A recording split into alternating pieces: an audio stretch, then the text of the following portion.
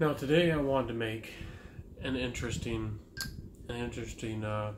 video, and I hope this is taken with all of the sincerity, honesty, and courteousness that I guess can be given. Now the topic here is fragrance controversies, or controversies in the fragrance community. I do not want to open up or take any stances personally on this channel of any fragrance reviewers or anything maybe any fragrance reviewer has ever done.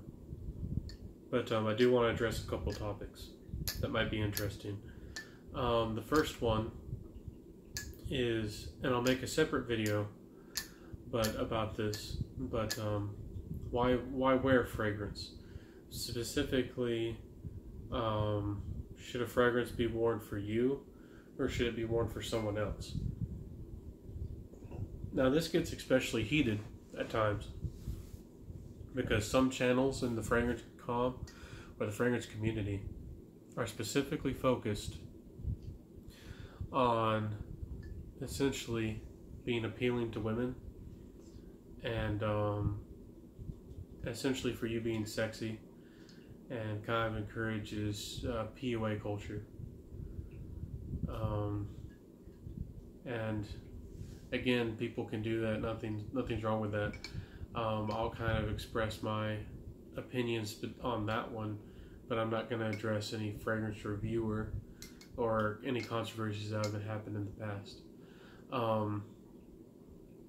It's a very interesting topic because I think people should be able to wear fragrance for whatever motive that they have. Some people do want to wear fragrances to appeal to partying, picking up gals or their significant other. Some people want to wear fragrances for the art of it, for how unique it is, or how special it is. Some maybe because it's unique, how it was composed, or the smell is just, you know, that much more well done. That's especially the case with niche perfumery, and I'm beginning to lean a little bit that way. But ultimately with this topic overall, and I guess before the other topics, is that I guess there should never be tribalism or conflicts of people, you know, trying to dominate each other. There doesn't have to be one viewpoint on this.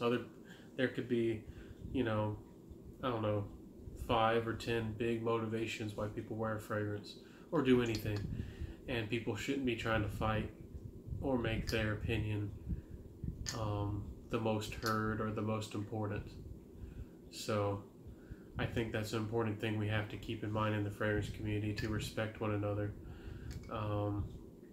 and to be a place of, you know, of conversation and thought and reason. Another small controversy is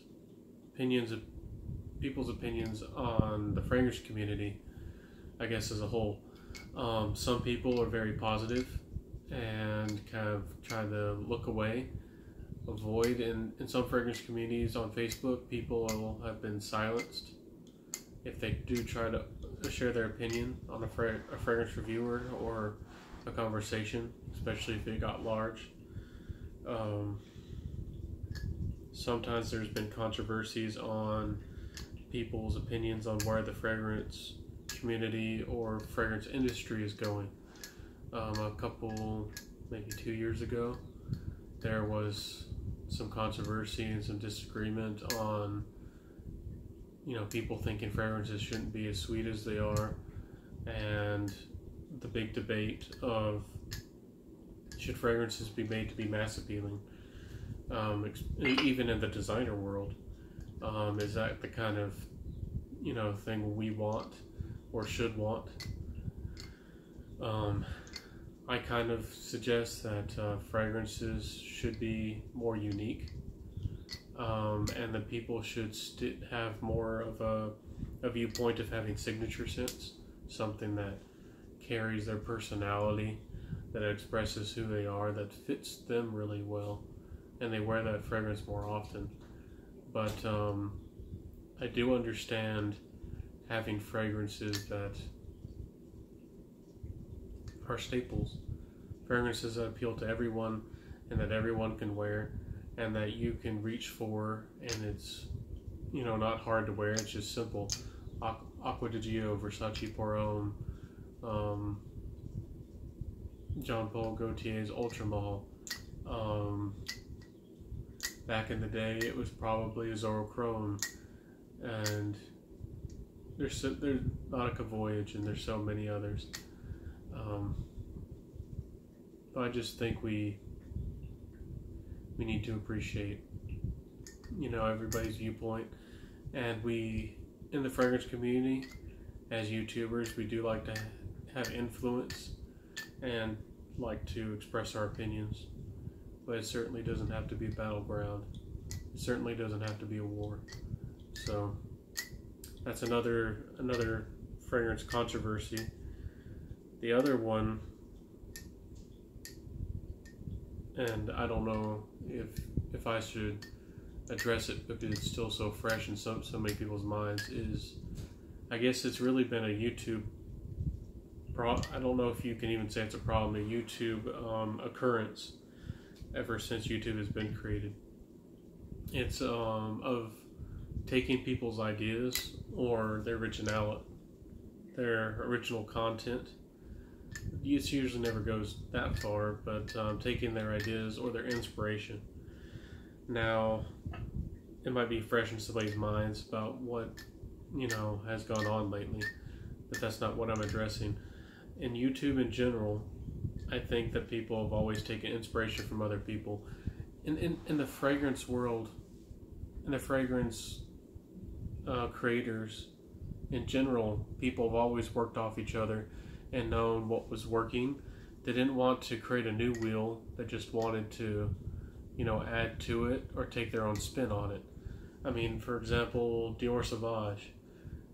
It's arguable that Dior Sauvage was inspired by Invictus, which had Ambroxan. And then after Sauvage, Bulgari saw how popular it was. They made Bulgari Atlantique. Prada made Prada Luna Rossa Carbon. Versace saw it and did their own spin on it and made Dylan Blue. I'll make a video about that. But there's nothing wrong with taking inspiration from other people. You want to be successful and doing something well. In the world in general, a lot of people, it's really like, let the best person win. If they're able to create media or product or whatever it might be, if they're, you know, the most successful at it or market it the best perhaps, then they get the most attention, the most sales, the most views, the most respect or honor, whatever it might be. But the problem comes in with when you closely copy somebody's material without their permission, and that's a huge problem. If you take an idea from somebody in general, I think you should give them credit, like you have to do with photos or any kind of material or media in general. So that's just another fragrance controversy. Now, I guess a positive takeaway from this, I definitely don't want this video to be negative, is that there's so much passion. I love it. There's so much passion for fragrances. You have passion, I have passion for this, and we're expressing ourselves. Now, the thing is, we just might have to express and use that passion in a more respected manner. And I'm definitely no authority, and I'm not trying to be. But I think that as we have this kind of attitude of inviting people to have conversations about fragrances and be interested in fragrances, that there's going to be different viewpoints. People have had different experiences, different intelligences, and they're going to have different viewpoints or different experiences than us. And we take all that knowledge and we put it together, and we just learn from each other. So and in no way am I trying to say that these problems are pervasive or that they're heavily affecting the community at all. I think people outside of YouTube don't really see any of this and perhaps never heard of any of this. So I guess it's its own little subculture or microorganism. But I guess I'm trying to say is that I really appreciate the fragrance community that is on YouTube and what it's done for me. It helped me to express myself and see that there's so much out there in the world to explore. I'm a naturally curious person, and there's so many fragrances out there. There's so many different ways they can be made, so many ingredients, so many different smells that come off, give different people different impressions of personality or qualities, or come off in different ways of human nature, or maybe capture that sense that the possibilities are very numerous, maybe endless. So I think that's what we need to focus on in a fragrance community, and I think we need to encourage people to not fit in with our mindset, but to explore and see what resonates or what feels right to them. I've seen some fragrance reviewers specifically say, like, you have to have this fragrance, or you should have this, your collection's not complete without it, or something to that effect. I remember a video, I won't say the YouTuber, but they were saying that about Individual, and now I don't like that fragrance, and I didn't like that position, but I'm never going to attack or criticize that person for saying those things. I don't agree with his view again. And I don't think you have to have something because everybody else has it, or that was encouraging or trying to enforce people to have more of a collection mindset. So